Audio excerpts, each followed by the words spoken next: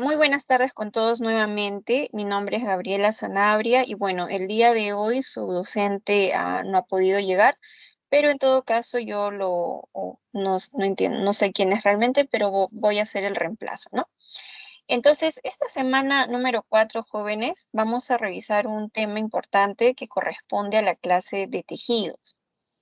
Eh, para empezar, debemos recordar el término, el concepto básico de lo que es un tejido, ¿no?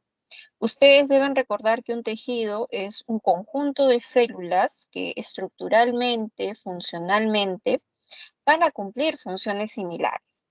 Pero no solamente el tejido se constituye por ese grupo de células, sino además vamos a tener un conjunto de matriz extracelular. Es decir, entre célula y célula va a haber una sustancia con diferentes componentes que, al igual que las células, van a caracterizar al tejido. Por ejemplo, si nosotros tuviéramos un tejido donde la matriz extracelular tiene una mayor cantidad de colágeno, entonces podríamos decir que ese tejido tiende a ser más firme.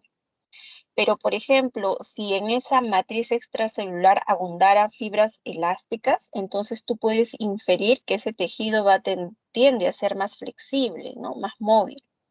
Entonces, ambos componentes, es decir, el conjunto de células y la matriz extracelular, constituyen propiamente a los tejidos. Ahora bien, nosotros vamos a dividir esta clase en dos grandes grupos y vamos a empezar a revisar todo lo que corresponde a tejidos vegetales, ¿no? Entonces, vamos a empezar. Miren, en el caso de tejidos vegetales, en el caso de las plantas, podemos distinguir, ¿no? Primero a los tejidos meristemáticos. Y a nosotros se nos ha encomendado no solamente explicar pues tejidos meristemáticos, sino por ejemplo tejidos protectores, tejidos fundamentales, tejidos de sostén, tejidos vasculares y tejidos secretores, ¿no? Entre toda esta variedad de tejidos debemos recordar que en el caso de los tejidos meristemáticos suelen estar presentes en las plantas que están empezando a desarrollarse, que están en crecimiento. Esa es la palabra, ¿no? Tejidos meristemáticos es igual a crecimiento, a desarrollo. En cambio, desde tejidos protectores hasta el final, ya son tejidos especializados, son tejidos adultos, o sea, cuando nos referimos a un tejido adulto, es un tejido que ya se diferenció, es decir, ya se especializó en alguna función. Por ejemplo, en proteger, por ejemplo, en rellenar espacios, o de repente dar soporte, o conducir, ¿no? O secretar, en fin. Todos estos tejidos ya son tejidos adultos, diferenciados, especializados en una determinada función. Pero vamos a empezar entonces con los tejidos meristemáticos. ¿Qué caracteriza a este grupo de tejidos? Pues son las células, ¿no? Cuando nosotros observamos las células de un tejido meristemático, pues son unas células muy chiquititas, muy pequeñitas, bastante frágiles, por así decirlo, de tener un núcleo grande, ¿no? Un núcleo que casi ocupa toda la célula. ¿Y por qué se da esto? Porque las células aquí están en constante división. Las células están haciendo mitosis. Y si las células están en constante división, están haciendo mitosis, es lógico que el material genético se esté duplicando. Por lo tanto, el núcleo ocupa gran parte del espacio de la célula. Entonces, ¿qué características tienen las células de los tejidos meristemáticos? Que son células pequeñas, que van a ser células delicadas, que van a tener un núcleo grande, pero por sobre todo son células en constante división. Nosotros, como están observando en la imagen, vamos a observar, miren, dos tipos de tejido meristemático, ¿no? El tejido meristemático primario, también denominado tejido meristemático apical, o el tejido meristemático secundario, o también llamado lateral. Aquí la diferencia es bastante comprensible, ¿no? Mientras que en el caso del meristemo primario va a determinar un crecimiento longitudinal, el meristemo secundario más bien determina un crecimiento en grosor. Esa es la gran diferencia. Por lo tanto, en el primer caso, el tejido meristemático primario es natural que lo encuentres a nivel de ápices, ya sea en el ápice del tallo, ya sea en el ápice de la raíz, porque a ese nivel va a ayudar al crecimiento longitudinal de la planta. En cambio, en el tejido meristemático secundario, más bien lo vamos a encontrar a nivel del tallo, ¿no? Porque ese meristemo secundario va a determinar el crecimiento en grosor de esa planta. Pero a ver, empecemos con el meristemático primario. Si nos ubicamos a nivel de la raíz, miren, por aquí hemos hecho, digamos, una ampliación de lo que vendría a ser una raíz. Ustedes van a observar a este nivel, no sé si se nota, voy a utilizar acá un puntero láser, ¿no? A este nivel van a notar un conjunto de células meristemáticas primarias. Aquí, si agrandáramos la imagen, observaríamos que las células son chiquititas, ¿no? Con un núcleo bastante grande, todo lo que les he mencionado. Pero se dan cuenta que en esta otra región las células ya toman un mayor tamaño. Esto ya no es tejido meristemático primario, esto se conoce como cofia, ¿ya? Y está presente justamente para proteger a ese meristemo primario. Ustedes recordarán que la raíz pues está en el suelo y en el suelo pues hay piedras, ¿no? Hay tierra y todo eso puede ser muy hostil para ese meristemo primario. Entonces, para proteger, en este caso, al tejido meristemático primario que está a nivel de la raíz, se va a presentar la cofia, también llamada caliptra. ¿Y qué es esa cofia? ¿Qué es esa caliptra? Es un conjunto de células ya diferenciadas que secretan sustancias lubricantes y que impiden justamente se dañe este tejido meristemático primario, ¿no? Entonces, eso, digamos, es una característica del meristemo primario a nivel de la raíz. Ahora, al nivel del tallo suele ubicarse en zonas donde, por ejemplo, comienzan a aparecer hojas o nuevas ramas, ¿no? Miren, por ejemplo, a nivel de nudos pueden observar tejido meristemático primario, a nivel de los nudos o ápices, tal cual lo observan acá en el tallo. Ya, ahora, el meristemo secundario, les decía, determina crecimiento en grosor. Hay dos tipos de meristemo secundario. Van a tomar ya no, bueno, le puedes llamar meristemo secundario, pero propiamente se le conoce como cambio, ¿no? Entonces, hay dos cambios. El cambio vascular, que lo tienen por aquí, y el cambio, o también llamado suberoso, pero acá como lo están colocando, felógeno, ¿no? Entonces, ustedes pueden llamarle cambio suberoso o también decirle felógeno. Vamos a referirnos a lo mismo, en todo caso. Pero empecemos con este tipo de tejido meristemático secundario llamado cambium vascular. Si tú observas, ese cambium vascular está justamente entre el floema y el ciclema. El floema y el ciclema son tejidos adultos diferenciados que tienen como función principal conducir, transportar. Y este cambium, este meristemo secundario, se ubica justamente entre el floema y el ciclema. Pero, ¿qué significará que esté ahí presente? Bueno, que todo ese cambio está constituido por células que están en constante división. Por lo tanto, un grupo de esas células que se van dividiendo hacia adentro, en determinado momento se diferencian y pasan a formar el ciclema. Lo mismo va a pasar hacia la parte externa, ¿no? Ese conjunto de células en constante división del cambio, en determinado momento se diferencian y pasan a formar parte del floema. Y de esa manera, este cambio vascular da origen tanto al ciclema hacia la parte interna y al floema hacia la parte externa. Ya, ese es un tipo entonces de meristemo secundario. Pero otro tipo es el cambium suberoso, al que también le puedes llamar felógeno. De igual manera, ¿qué existe, profesor, ahí a ese nivel del felógeno? Un conjunto de células indiferenciadas que están en constante división. En determinado momento, un grupo de esas células que se están dividiendo van a pasar a diferenciarse y, por ejemplo, hacia la parte interna van a constituir la felodermis, ¿no? Todo esto que observas que dice córtex, básicamente son células ya diferenciadas, adultas, que son o forman parte del parénquima, ¿ya? Y aquí, este conjunto de celulitas parenquimáticas se les conoce también como felodermis. Entonces, el felógeno está formado por células en constante división que en determinado momento se diferencian y pasan a formar parte de ese córtex, ¿ya? De la felodermis. Lo mismo hacia la parte externa, pero aquí en la parte externa ya tenemos toda esta región que se llama suber o también llamado corcho.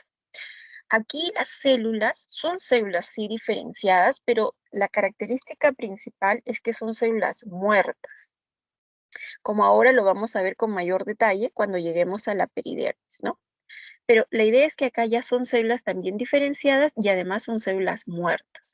Y obviamente ese suberocorcho, ¿a partir de quién se ha originado? Del felógeno, del cámbium suberoso. Entonces, ustedes tienen dos tipos de tejido meristemático secundario, el cámbium vascular y el cámbium suberoso, también llamado felógeno. El cámbium vascular da origen a floema y xilema y el cámbium suberoso va a dar origen al suber y a la felodermis. Y todo eso en conjunto se va a denominar peridermis, como lo vamos a ver en la siguiente diapositiva. Bueno, de esa manera, el meristemo secundario va a contribuir al crecimiento en grosor. Ahora, el primer tejido adulto, diferenciado, especializado que vamos a estudiar, pues son los protectores. Hay dos tipos, ¿no? Uno denominado epidermis y otro denominado peridermis. Si tendríamos que hacer una diferencia básica, te podría decir, la epidermis está constituido por células vivas, mientras que la peridermis va a estar constituido por células muertas. En el caso del epidermis, vamos a ver si acá podemos dibujar. Si ustedes recuerdan, ¿no? Una célula vegetal, digamos, está así, y una célula vegetal tiene su pared, pero también tiene su membrana, ¿no? Por acá, digamos, dibujamos otra célula vegetal de igual manera que tiene pared y tiene membrana. Entonces, en una de estas células, digamos, no hay ningún agregado. Pero digamos, en otra célula, a nivel de la pared, se puede agregar sustancias como, por ejemplo, la lignina, ¿no? O, por ejemplo, la suberina. Si, digamos, se agrega lignina o suberina a nivel de la pared, entonces fácilmente ya no van a ingresar los compuestos y tampoco van a salir. ¿Cuál es la consecuencia? Que esta célula en la parte interna pues se muere, ¿no? Se muere. Entonces esta es una célula muerta, ¿ya? En cambio, la célula en cuya pared solamente existen componentes normales como la celulosa, la hemicelulosa, ¿no? Los componentes que ustedes ya saben. Entonces vamos a decir que esa es una célula viva. ¿Por qué? Porque esta célula sí puede intercambiar componentes, ¿no? Pueden ingresar, pueden salir los componentes porque no hay ningún agregado a nivel de la pared. Entonces, en el caso del epidermis, ¿qué tipo de células existen? Existen células vivas. En cambio, en el caso de la peridermis, más bien existen células muertas. Vamos a decir que la peridermis está formado por células muertas y la epidermis por células vivas. Ahora bien, vamos a borrar esto.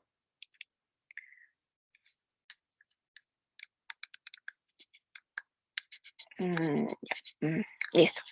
Entonces, vamos a centrarnos en la epidermis. La epidermis, entonces, es un tejido externo cuya función principal es proteger a la planta.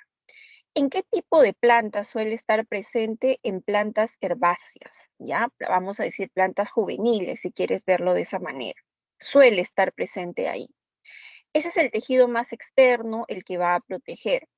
Ahora, la epidermis se entiende está en toda la planta, ¿no? Tanto a nivel de hojas, de tallo e inclusive a nivel de la raíz.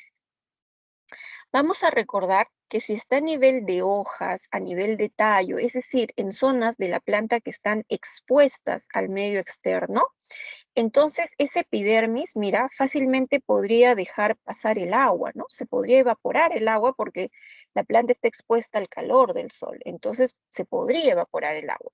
Sin embargo, para evitar justamente esa pérdida de agua o de repente pérdida de gases, sobre la epidermis, mira, tú vas a tener lo que se denomina cutícula, ¿no? Entonces, la presencia de la cutícula, en este caso, aquí está, que está sobre el epidermis va a evitar que se pierdan gases, va a evitar la evaporación del agua. Pero tú te preguntas, no, profesora, ya existe la cutícula para evitar ello, pero de todas formas tiene que haber, digamos, una comunicación entre ese epidermis y el medio externo. ¿Cómo se va a lograr esa comunicación? Porque ese epidermis va a tener la presencia de estomas, ¿no? Ahí ustedes observan los estomas en medio del epidermis.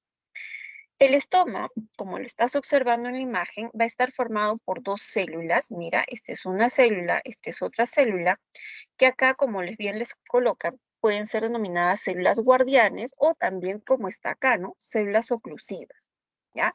Entonces, el estoma, puedes decir, está formado por dos células oclusivas, también denominadas células guardianes. Y en la parte central, como también observamos en la imagen, hay un poro, hay una abertura, ¿no? Y justamente por ese poro, por esa abertura, va a ingresar, van a salir los gases, se va a regular el paso de gases, se va a regular el paso del agua, ¿no? Gracias a esa abertura que se denomina simplemente como poro del estoma o ostiolo, ¿no? U ostiolo. Bien, entonces, la epidermis tiene estomas que son los que permiten la comunicación entre esta plantita y su medio externo. Y la cutícula cumple la función de evitar esa pérdida de agua, de gases, etc. Todo esto que están observando en la imagen se da a nivel de zonas que están expuestas, tallo, hojas, en fin.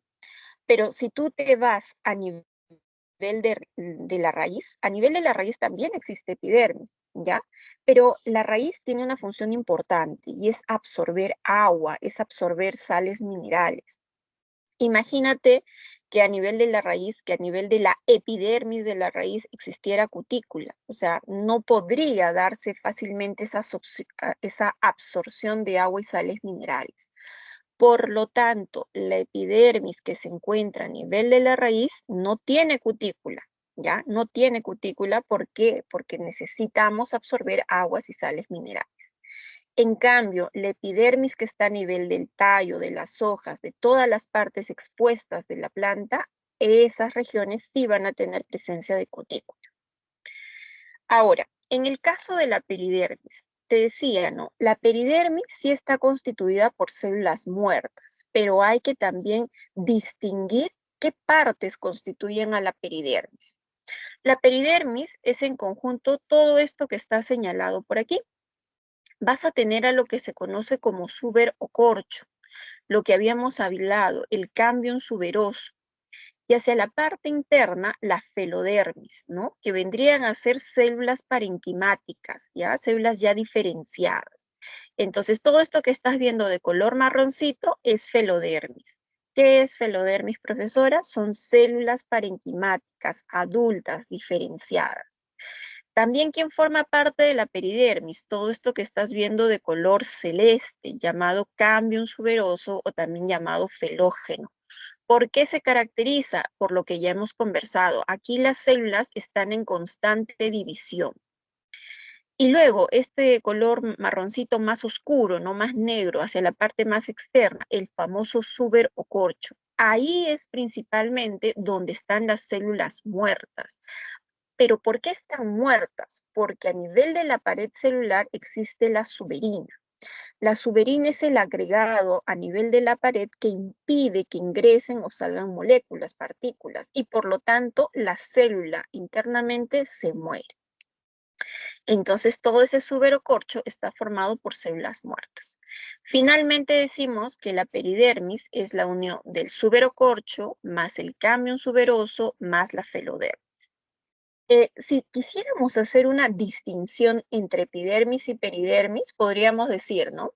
La epidermis suele estar en plantas herbáceas, juveniles, verdosas, y la peridermis es más común que esté presente en plantas más bien leñosas, añejas, como puedes observar aquí a nivel de la imagen. Si alguna vez has visto así una planta leñosa, añeja, también te habrás dado cuenta que puede presentar a nivel del tallo, mira, ciertas erupciones, ¿no? Que puedes observar por aquí en la imagen. Si tú coges una de esas erupciones, ¿no? Y la agrandas, observarías toda esta imagen de acá. todo esto de acá, que se denomina lenticela, y es el símil del estómago. Entonces, la epidermis va a tener la presencia del estoma, que justamente permite esa comunicación con el medio externo. En el caso de la peridermis, existirá no estoma, sino que va a existir lenticelas, cuya función va a ser la misma, ¿no? Comunicarse con el medio externo. Entonces, a nivel de esta lenticela, ¿qué encontramos? ¿Qué son todas estas bolitas de color amarillo? Son células ya muertas, pero que van a tener un menor grado de suberificación. Entonces, obviamente, si son células muertas, tienen suberina, obviamente, pero la cantidad de suberina es menor. Y además, entre una y otra célula, como puedes observar por acá, por ejemplo, hay mayor cantidad de espacio intercelular. Entonces, ¿y eso para qué sirve? Justamente para que por ahí, mira, puedan ingresar los gases, el agua o también puedan salir. Entonces, la lenticela también cumple esa función similar al estoma, va a regular el paso de gases, de agua, etcétera, ¿no? Entonces, conclusión. La epidermis está formada por células vivas, la peridermis por células muertas. Mientras que la epidermis tiene estomas, la peridermis va a tener las lenticelas. Bien, siguiente. Ya. Otro tejido adulto diferenciado vendrían a ser los tejidos fundamentales, también llamados parénquimas. Pero dependiendo de la función del parénquima, entonces distinguimos diferentes tipos de parénquima, ¿no? Uno muy conocido es el parénquima clorofiliano. El nombre ya te está indicando la función que tiene, ¿no? Si te dicen que es parénquima clorofiliano, profesora, es porque sus células tienen gran cantidad de cloroplastos. Esos cloroplastos son esenciales ¿para qué proceso? Como bien está escrito acá, para la fotosíntesis. Entonces, ¿cuál es la especialización del parénquima clorofiliano? La fotosíntesis, en el caso de la planta. Entonces, ¿dónde puedes encontrar parénquima clorofiliano? En gran cantidad se va a encontrar, como bien te colocan aquí, en las hojas, pero en términos generales vamos a decir que está en todas las partes verdes de la planta, ¿no? Pero ¿dónde abunda? A nivel de las hojas. Específicamente ¿dónde, no? Porque las hojas también tienen regiones, el haz, el en vez o la parte media, que es el mesófilo. Entonces, a nivel del mesófilo de las hojas, vamos a encontrar gran cantidad de parénquima clorofiliano. Estas células que estás observando, mira, acá tienes varias células, también te estás dando cuenta que tienen varios cloroplastos, ¿no? No es que existe un solo cloroplasto por cada célula, no, no. Cada célula tiene una gran cantidad de cloroplastos. Entonces, este es un parénquima especializado en esa función. Luego tenemos el parénquima de reserva, como el nombre también nos indica, ¿no? O sea, ¿cuál es la función principal? Almacenar, como dice acá, reserva, almacena. Pero, ¿qué es lo que va a almacenar? Pues generalmente son sustancias nutritivas, por ejemplo, y es el caso que te colocan en la imagen, almidón, por ejemplo, ¿no? Fosfatos. Pero, ¿dónde podemos almacenar esos nutrientes, esas sustancias nutritivas? La semana pasada que ustedes estudiaron célula eucariota, estudiaron diferentes organelas, ¿no? Por ejemplo, estudiaron las vacuolas, estudiaron a los plastidios. Justamente en esas organelas, a nivel de vacuolas, a nivel de plastidios, se va a dar ese almacenamiento. E inclusive, en algunos casos, se puede almacenar a nivel de la pared celular, ¿ya?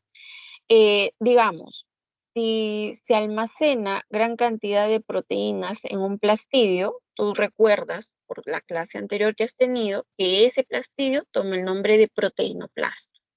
Si se almacena, digamos, lípidos, oleoplasto, ¿no? O almidón, amiloplasto. O sea, estamos relacionando lo que ustedes han estudiado la semana pasada. Entonces, el parénquima de reserva está conformado por un conjunto de células que van a almacenar sustancias nutritivas. ¿Dónde? Bueno, a nivel de la pared celular, a nivel de los plastidios, a nivel de las vacuolas. Ahora, en conjunto, todas estas células, en conjunto, el parénquima de reserva, ¿en qué estructuras de la planta lo puedes encontrar? Mira, y te lo ponen acá, Puede ser a nivel de raíces, a nivel, digamos, del tallo, ¿no? A nivel de la semilla, del fruto. De repente una raíz que ustedes suelen conocer es la zanahoria, ¿no? La consumen, o un tubérculo muy conocido, el caso de la papa, ¿no? Es un tallo modificado. Entonces, mira lo que te dice, ¿no? Aquí las células tienen una gran cantidad de leucoplastos. ¿Qué eran los leucoplastos? Eran plastidios que carecían de pigmentos y lo que almacenaban principalmente eran proteínas, lípidos, almidón, ¿no? Lo que acabo de mencionar. Ya está. Entonces, estos son los tejidos parenquimáticos clorofiliano y de reserva. Pero también tenemos parénquima acuífero. El nombre también nos indica cuál es su función. Su función principal es almacenar agua, ¿no? Por eso es acuífero. Ahora, tú observas, mira cómo son las células de un parénquima acuífero, ¿no? Son células que hacia la periferia van a tener una sustancia mucilaginosa, ¿no? Mucílago le denominamos. Ese mucílago lo que hace, por así decirlo, es atrapar agua, ¿no? Se llena de agua. Esa es una forma como estas células del parénquima acuífero almacenan agua. Pero también recuerden que estas células tienen vacuolas, ¿no? Esas vacuolas justamente se han especializado y de hecho esa es su función de almacenamiento de agua. En este caso entonces decimos que el parénquima acuífero almacena el agua a nivel del mucílago y a nivel de las vacuolas. La pregunta es, ¿en qué plantas, no, se encuentra este parénquima? Justamente en plantas que pueden vivir en zonas de repente donde hay sequía, ¿no? O donde la lluvia escasea o aparece por temporadas. Entonces, ese tipo de plantas, conocidas como plantas xerófitas, desérticas, justamente son las que van a tener a nivel de su tallo, a nivel de su hoja, etcétera, van a tener la presencia de parénquima acuífero para poder almacenar la mayor cantidad de agua posible. O como estás viendo en la imagen, también se pueden estar presentes en plantas suculentas, ¿no? Tú rompes una de estas plantitas y se va a liberar agua porque tienen gran cantidad de parénquima acuífero. Otro tipo de parénquima es el aerífero, que como bien dice el nombre, va a almacenar aire, ¿no? Si el parénquima acuífero almacenaba agua, el parénquima aerífero almacena aire. Pero acá hay una gran distinción, ¿no? En el caso del parénquima acuífero, el almacenamiento del agua se daba adentro, en el interior de cada una de estas células.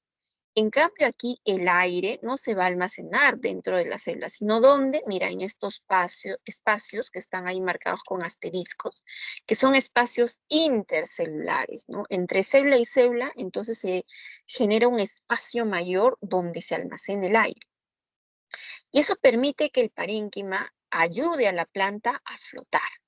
Entonces, ¿qué plantas necesitan flotar? Justamente plantas acuáticas. Entonces, de igual forma, a nivel del tallo, a nivel de las hojas, en plantas acuáticas tú vas a encontrar parénquima aerífero para almacenar aire y que ellas puedan flotar.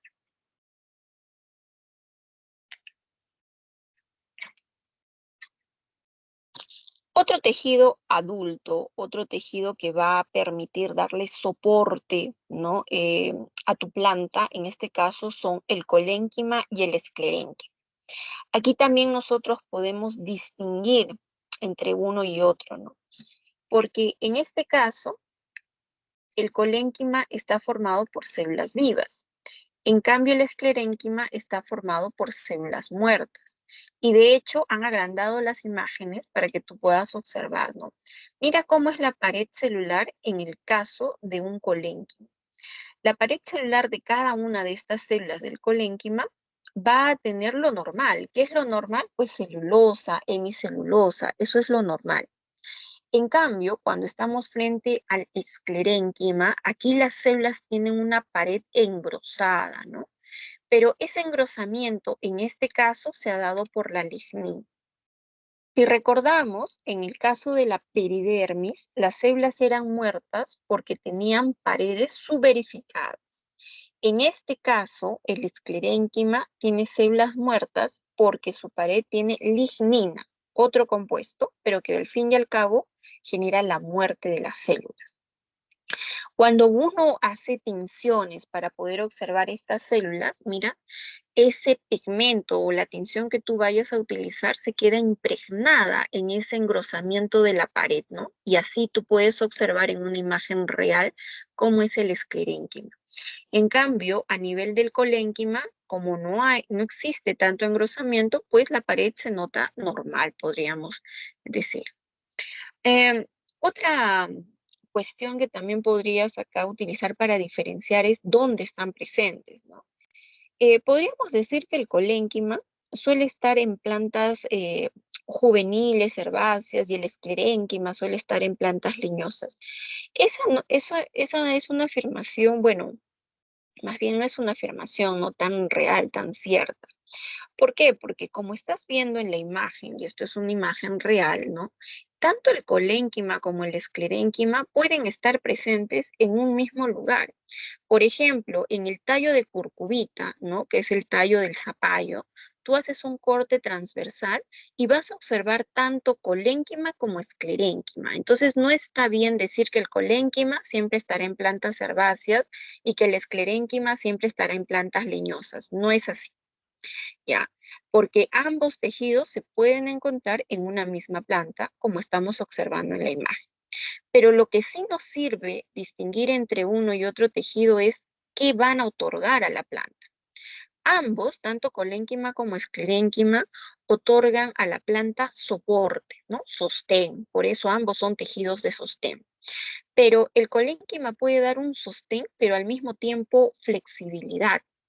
Tú has visto que las plantas, ¿no? Cuando viene un fuerte viento, pues se mueven, ¿no? Hacia un lado y hacia el otro. Sin embargo, no es que fácilmente las ramas se rompan o los tallos se rompan. Simplemente la planta va a ofrecer resistencia, pero al mismo tiempo hay movimiento. Ah, está trabajando el colénquima, porque da sostén, pero al mismo tiempo permite flexibilidad, movimiento. En cambio, el esclerénquima, él sí otorga mayor firmeza, si quieres decirlo así, mayor dureza. Entonces, si alguna vez has tratado de romper el tallo de una planta, te ofrece más resistencia porque abundará más esclerénquima a ese nivel. Pero el esclerénquima, ojo, no es exclusivo a nivel de tallos, ¿no? Porque el esclerénquima también puede estar presente a nivel de semillas. Tú ves que la semilla pues no es frágil, la semilla ofrece resistencia, es dura, justamente porque hay esclerénquima. Y también puedes encontrar esclerénquima a nivel de frutos, como es el caso de la pera, ¿no? Cuando uno consume pera, siente una textura arenosa, que justamente se debe a las células muertas que constituyen el esclerénquima, ¿ya? Entonces, la diferencia principal aquí es que el colénquima está formado por células vivas, el esclerénquima por células muertas. El colénquima otorga flexibilidad, movimiento a la planta, mientras que el esclerénquima le otorga mayor firmeza, mayor dureza, si así quieres denominar. Otro tejido adulto diferenciado son los tejidos conductores, a los que también les llamas tejidos vasculares, ¿no? Hay dos grandes tejidos vasculares, lo habíamos mencionado al inicio, está el ciclema y está el floema. Pero si tú recuerdas la definición de tejido, ¿qué es un tejido? Y tú miras, es un conjunto de células. Muy bien. En el caso del ciclema, tenemos diferentes células. Por ejemplo, mira, aquí tú observas, ¿no? Desde aquí hasta aquí, profesora, yo observo una célula, por aquí hasta aquí observo otra célula, por aquí otra célula, por aquí y aquí otra célula. De igual forma aquí, ¿no? Una célula, aquí también otra, y así sucesivamente, ¿no? Ahí cada cuadradito que estoy resaltando representa, digamos, una célula. Ya, cada uno de esos cuadraditos les vamos a llamar tráqueas, ¿ya? Tráqueas. Ahora, cada uno de estos cuadraditos llamados tráqueas, mira, tú sabes, si esta es una célula y esta es otra célula, ah, profesora, acá hay una pared, ¿no? Exacto. Si esta es una célula, esta es otra célula, ah, aquí también hay una pared. Aquí célula, ah, hay pared. Pero ¿qué sucede? Que entre una y otra tráquea, entre una y otra célula, esas paredes van a estar completamente perforadas, ¿no? Entonces vamos a utilizar aquí el borrador. Aquí está, ahí, se borró todo. Las paredes están completamente, vamos a ponerlo así, perforadas. De tal forma que solo nos quedaría, mira así, como un solo tubo, ¿ya? Como un tubo hueco. Ese tubo hueco es también llamado vaso leñoso, ¿ya? Entonces, entre célula y célula, entre tráquea y tráquea, la pared celular completamente se perfora y se forma como un solo tubo hueco, ¿ya? Entonces, por ahí justamente va a fluir lo que se conoce como savia bruta. ¿Qué es la savia bruta? Es el conjunto de agua, de sales minerales que van a ir desde el suelo justamente hacia dónde, hacia las hojas, ¿no? Entonces toda esa savia bruta sube hasta las hojas ¿a través de quién? A través de nuestro xilema. Ya. Y el xilema, ¿de qué está formado? De tráqueas, ¿no? Esas son las células más abundantes, las tráqueas. Pero también, como observas en la imagen, también como observas en la imagen, hay traqueidas, ¿no? Todo esto lo que estás viendo de color amarillo representa las traqueidas, que van a ser células, digamos, más finas. En el caso de las traqueidas, ¿no? Entre una y otra traqueida, mira, la pared celular no es que está perforada totalmente, pero ¿qué tiene? Tiene poros, ¿no? Tiene poros. Entre una y otra tráquea que hay poros. Y por esos poros es que está fluyendo también la savia bruta, ¿ya? La savia bruta. Además, ¿qué encontramos? Células parenquimáticas. Esto que observas de color verde, ¿qué son? Son las células parenquimáticas. Vamos a borrar, uy, vamos a borrar esto para observarlo mejor. A ver, ya. Entonces, a ver, pluma, listo. Entonces, ¿qué es el xilema? Es un conjunto de tráqueas, traqueidas y células parenquimáticas. Todo eso forma al xilema, que es el tejido especializado en transportar la savia bruta, ¿no? Esa es su función. ¿Y qué pasa con el caso del floema? En el caso del floema es lo contrario. En este caso del floema, vamos a borrar ya todos los xilema porque ya hemos visto. Y ahora hablemos del floema, ¿no? Del floema. El floema, entonces, lo que va a transportar es la savia elaborada. ¿Qué es la savia elaborada? La vas a encontrar aquí a nivel de las hojas. A nivel de las hojas, ¿qué se produce? Se produce glucosa, ¿no? Azúcares. Pero también en esa savia elaborada encontraremos hormonas, iones, ¿no? Sales. Y todo eso en conjunto va desde las hojas hacia diferentes partes del cuerpo de la planta, ¿no? Hacia otra ramita, hacia la raíz, en fin.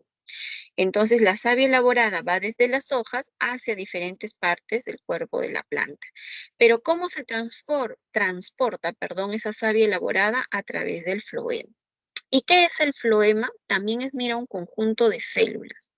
Si digamos, en el xilema, la célula estrella, la que destacaba más eran las tráqueas, en el caso del floema vas a tener cada uno de estos tubitos de color azul que se llaman tubos cribosos, ¿no? Mira, entre uno y otro tubo criboso también hay pared celular. Pero en este caso la pared celular no está perforada completamente. No, no, no. ¿Cómo está esa pared celular? Simplemente tiene una gran cantidad de poros. Por eso es que a esa pared celular que tiene gran cantidad de poros le vas a llamar placa, ¿ya? Le vas a llamar placa cribosa. ¿Por qué? Porque está entre uno y otro tubo criboso. Entre uno y otro tubo existe placa cribosa. Y por ahí es que va a fluir la savia elaborada. Lo resaltante es que cada uno de estos tubos cribosos no tiene núcleo, son células. La pregunta es, ¿no? Si no tiene núcleo, entonces, ¿cómo es que puede sobrevivir? Porque justamente lo que estás viendo de color verde, que son las células acompañantes, esas sí van a tener núcleo y ellas le van a dar sostén, vamos a decir, soporte a esos tubos cribosos. El núcleo, ¿por qué es importante, profesora? Porque a ese nivel yo puedo tener información genética para fabricar proteínas. Y las proteínas le dan, pues, el soporte para que viva la célula. Pero si no tienes núcleo, no puedes obtener tus propias proteínas como vives, ¿no?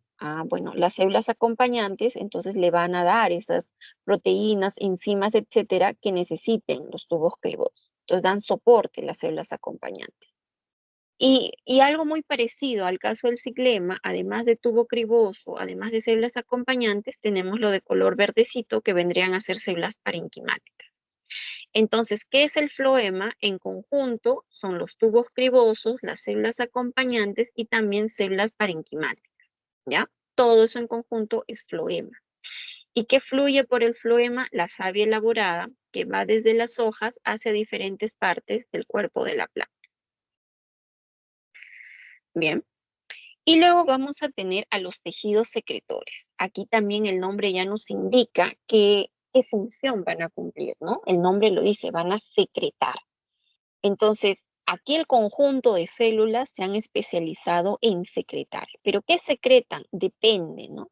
Por ejemplo, si estamos en estructuras que se denominan nectarios, esos nectarios están formados por tejidos secretores cuyas células se han especializado en formar néctar.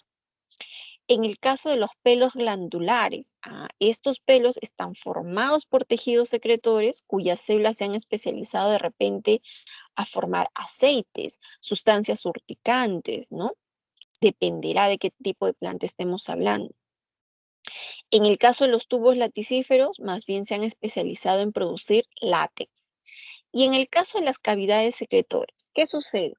Sucede que inicialmente no existía una cavidad, ¿no? Sino, digamos, bueno, estamos con la pluma. Entonces, inicialmente, eh, ya. Entonces, digamos, aquí estaban así, mira, células, células, célula, en fin, células. Y estas células comenzaron a secretar, digamos, vamos a ponerle otro color, un aceite esencial, ¿no? Entonces, ahí está el aceite esencial que están produciendo estas células, ¿ya? Pero en un determinado momento, cada una de esas células se desintegra, se lisa, ¿ya? Vamos a borrar esto. Se lisan las células, ahí está, se lisa. Y entonces toda esa secreción se va a almacenar justamente en ese espacio que se ha generado por la muerte de las células. A ese espacio que está almacenando esa sustancia de secreción le llamas cavidad secretora, ¿no? Y su función principal es almacenamiento. ¿Qué se almacena? Principalmente aceites esenciales, que es lo que tú vas a encontrar a nivel de los cítricos, ¿no? Por ejemplo, una naranja, una mandarina, tienen sus cavidades secretoras, que cuando uno las presiona, pues es como si te saltara un líquido, ¿no? Básicamente es el aceite esencial almacenado en la cavidad secretora. Ok.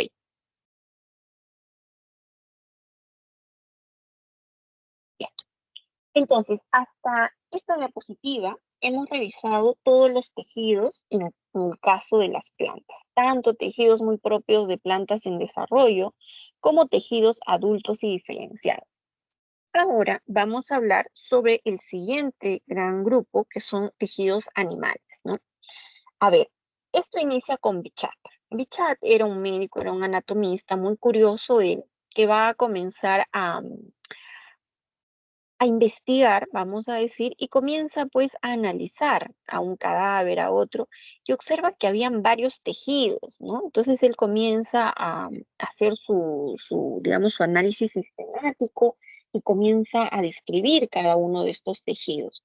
Al final de esa investigación, Bichat considera que existen más de 20, ¿no? Entre 20 a 21 tipos de tejidos.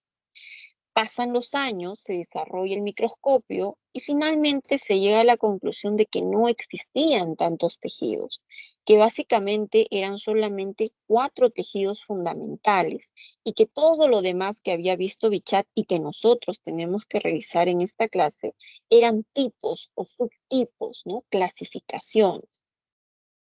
Entonces, nosotros decimos que en el caso de todos los animales, sean superiores e inferiores, existen 4 tejidos fundamentales. El tejido epitelial, el tejido conectivo, al que también llaman conjuntivo, el tejido muscular y el tejido nervioso. Y todo lo demás que también vamos a revisar son clasificaciones, tipos, subtipos. Ya. Empecemos con el caso del tejido epitelial. Lo primero que tienes que saber, porque es lo que más te interesa para fines de tu examen, es las características que presenta un tejido epitelial, ¿no? ¿Por qué se caracteriza un tejido epitelial? Mira, y te lo ponen en grande, ¿no? Es avascular. Cuando uno analiza el tejido epitelial, en medio de las células que conforman ese tejido no hay presencia de vasos sanguíneos, ¿ya? Carece de vasos sanguíneos que sean propios. Pero tú recuerdas que para que todas las células de tu cuerpo funcionen, tengan vida, necesitan la presencia de sangre, porque ahí está el oxígeno, están los nutrientes y demás. Entonces, una pregunta que a veces se suelen hacer ustedes es, profesora, pero si el tejido epitelial no tiene vasos sanguíneos, ¿cómo subsiste? Lo que sucede es que ese tejido está contiguo a un tejido conjuntivo. Y a nivel del tejido conjuntivo sí existen vasos sanguíneos. Entonces, digamos como que ese tejido conjuntivo es el que le daría soporte al tejido epitelial para que pues todas sus células estén vivas, ¿ya? Pero en términos prácticos, el tejido epitelial no tiene vasos sanguíneos, carece de ellos. Otra característica importante es que no lo han puesto acá, pero lo podemos resaltar porque acá nos colocan la palabra o el término de desmosoma, ¿no? Entonces, mira, todo esto es una célula, vamos a resaltarlo. Esto de acá es una célula, a ver, con color rojo mejor, para que se note. Entonces, por aquí tenemos una célula, mira, por acá tenemos otra célula, ¿no? Por aquí otra célula epitelial, ¿sí? Entonces tenemos diferentes tipos de células. Bueno, no, perdón, no son diferentes tipos, todas son el mismo, todas son células epiteliales, ¿no? Entonces acá tenemos una, dos y tres células epiteliales.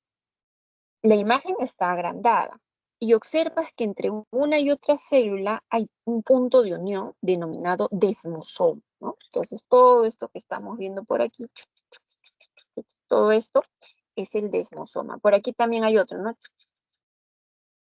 Entonces también hay desmosoma. ¿Eso qué representa?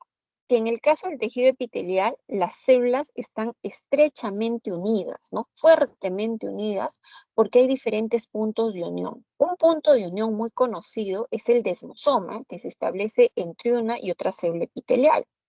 Pero también entre una y otra célula epitelial está la zónula occludens, la zónula adherens, las uniones comunicantes. Todos ellos son puntos de unión que justamente mantienen a las células epiteliales fuertemente unidas. Como están tan estrechamente unidas, se entiende que entre una y otra hay una escasa o nula matriz extracelular. Esa es otra característica del tejido epitelial, ¿no? Entonces, ¿cuáles son las características? Que carece de vasos sanguíneos, carece de neuronas, hay poca matriz extracelular y tiene células epiteliales estrechamente unidas. Otra característica que se te está colocando aquí es la regeneración, ¿no? Este tipo de células, las células que forman el tejido epitelial, tienen esa capacidad de regenerarse constantemente. Entonces, tú te lavas, ¿no? O, por ejemplo, te sobas el brazo, la mano, qué sé yo, y sale como mugre, ¿no? Como una cáscara. Básicamente son células epiteliales muertas, ¿no? Porque a cada rato constantemente se están regenerando esas células.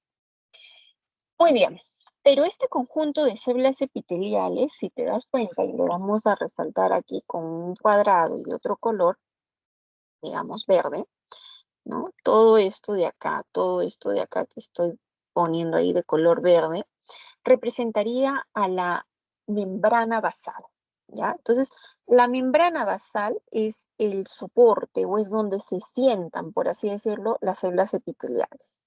Y esa membrana basal está formada por partes, ¿no? Como lo estás viendo ahí, lámina lúcida, lámina densa, ¿no? Las fibrillas de anclaje, placas de anclaje, todo eso en conjunto es la membrana basal. Entonces, las células epiteliales se sostienen sobre la membrana basal. ¿Y de qué está formada esa membrana basal? Pues de colágeno, ¿no? Colágeno tipo 4, colágeno más delgado, polisacáridos, el famoso glucocálix que ustedes han estudiado, todo eso está presente en la membrana basal. Y obviamente entre la membrana basal y las células epiteliales también hay punto de unión, y lo pueden observar ustedes por aquí, ¿no? Vamos a resaltarlo con un color morado. Miren. Entre la membrana basal y las células epiteliales hay punto de unión llamado hemidesmosoma. Entonces acá hay términos muy conocidos, desmosoma y hemidesmosoma. ¿Qué es desmosoma? Puntos de unión entre células epiteliales. que es hemidesmosoma, el punto de unión entre las células epiteliales y la membrana basal, ¿no? Ahora, este tejido tiene funciones. ¿Por qué estudiamos este tejido? Porque es importante, cumple distintas funciones. Por ejemplo, una función clásica que es notoria es la de proteger, ¿no? Nosotros tenemos una piel y esa piel está formada, entre otras capas que ya vamos a ver más adelante, pues en primera instancia por el tejido epitelial. Eso es lo que ustedes llaman epidermis en este caso, ¿no? Y en el caso de la piel, que está expuesta al medio, pues se tiene que proteger. Entonces, muchas veces esa piel, ese epidermis, está queratinizada, ¿no? Eso es lo que tú estás observando aquí, mira. Una capa de queratina y luego el tejido epitelial propiamente, ¿no? ¿Cuál es la función? Proteger, evitar, digamos, que ingresen bacterias, evitar la pérdida de agua, en fin. Otra función importante que cumple este epitelio es de transportar, ¿no? Entonces, si nosotros nos fijamos en el tracto respiratorio, ahí existen células epiteliales. Y como estás observando en la imagen, mira, te pueden presentar a veces microvellosidades, ¿no? ¿Por qué? Porque si tú inhalas, el aire a veces pues tiene polvillo, ¿no? Tiene, no sé, ciertos componentes que no deberían ingresar al interior de tu cuerpo. Entonces, una forma de atraparlos es con el moco que tú generas, está bien, pero también con microvellosidades que se encuentran a nivel del tracto respiratorio. Pero en resumen, ¿no? Lo que queremos resaltar aquí es que ayuda al transporte. Entonces, todo ese epitelio a través del tracto respiratorio está ayudando al paso de los gases, ¿ya? Paso de los gases. Luego, la secreción, ¿no? Entonces, como vamos a ver, hay diferentes clasificaciones, tipos, que ahora vamos a tocar con mayor extensión, y este tipo de tejido epitelial puede estar formando secreciones, ¿ya? Puede ser, por ejemplo, leche, puede ser, por ejemplo, sudor, puede ser, no sé, lágrimas, en fin, no forman secreciones. Entonces vamos a hablar sobre las glándulas exocrinas, que básicamente están formadas de este tejido, tejido epitelial. También podemos decir que este tejido ayuda a absorber, y eso es notorio a nivel del tracto digestivo, ¿no? Sobre todo a nivel del intestino.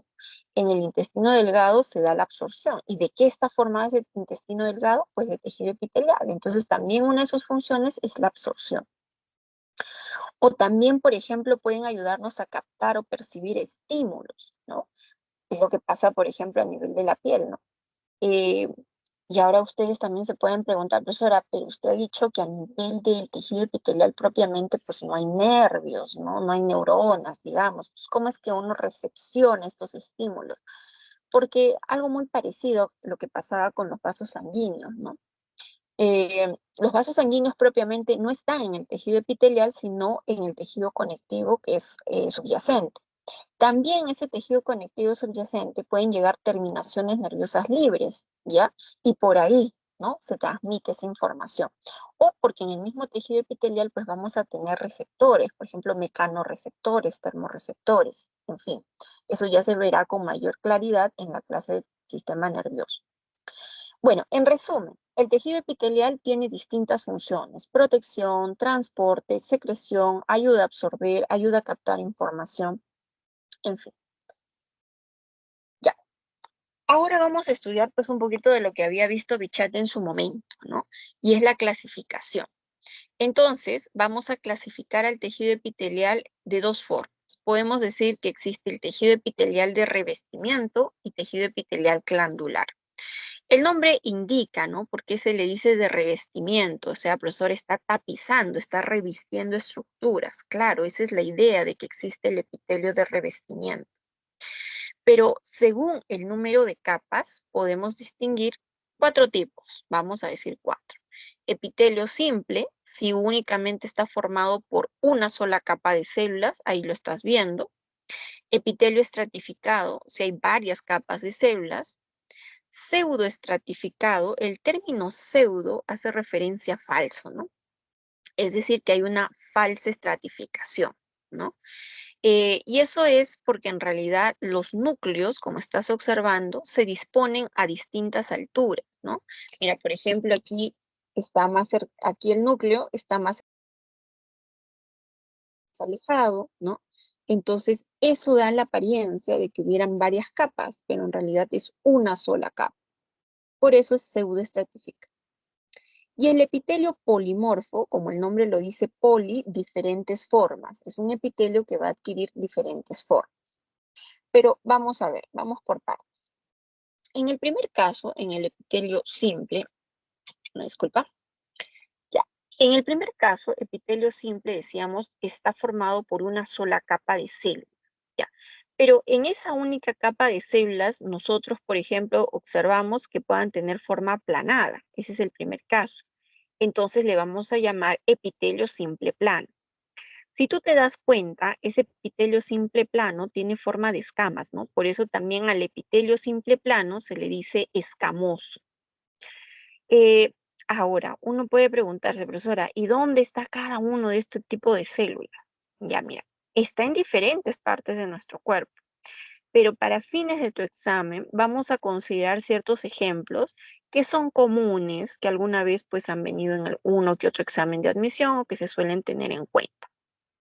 Y que dicho sea de paso también se van a ir revisando en las próximas semanas, ¿no? Por ejemplo, si hablamos de un epitelio simple plano, este suele encontrarse a nivel del pulmón, ¿no? En lo que tú conoces como alveolos pulmonares, ahí está presente. O por ejemplo, y es lo que van a tocar creo en la semana número 8, ¿no? Van a hablar, por ejemplo, sobre el sistema excretor. Y ahí hablarán sobre la cápsula de Bowman, que es una estructura que también está formada por epitelio simple plano. En el caso de que estas células que formen el epitelio simple más bien tengan forma cúbica, entonces le llamamos epitelio simple cúbico, y eso es lo que observas en este segundo caso, ¿no? Mira, tienen forma cúbica. Ya sea que hablemos de un epitelio simple o estratificado, cuando aparezca la palabra cúbico, en tu mente debe estar la palabra glándula, ¿ya? Porque generalmente las glándulas suelen tener las células suelen tener esa forma cúbica. Entonces, un epitelio simple cúbico puede encontrarse, por ejemplo, a nivel de la tiroides, ¿no? Si quiero ser específica, a nivel de los folículos de la tiroides. ¿Y qué es la tiroides? Es eso, es una glándula, ¿no? Entonces ahí está presente, por ejemplo. Luego, si más bien tiene forma cilíndrica, entonces diríamos epitelio simple cilíndrico. De acá el ejemplo clásico es el intestino delgado y también el intestino grueso. Pero tú recuerdas que el delgado tiene como función absorber, ¿no? Absorben nutrientes. Entonces, ese epitelio simple cilíndrico, en el caso del delgado, tiene microvellosidades, ¿no? Y en el caso del grueso, carece de esas microvellosidades, ¿ya? Pero ya sea uno u otro, la forma es esa, epitelio simple de tipo cilíndrico. Aquí en el caso del estratificado están resaltando más que nada el primer caso, ¿no? Cuando la capa de células, sobre todo las últimas capas, mira, lo puedes notar en la imagen, mira, aquí en la imagen donde dice epitelio estratificado, tú tienes varias capas, ¿no? Las capas, las primeras capas, mira aquí, las de la base, las que están cercanas a la membrana basal, pues tienen una forma, ¿no?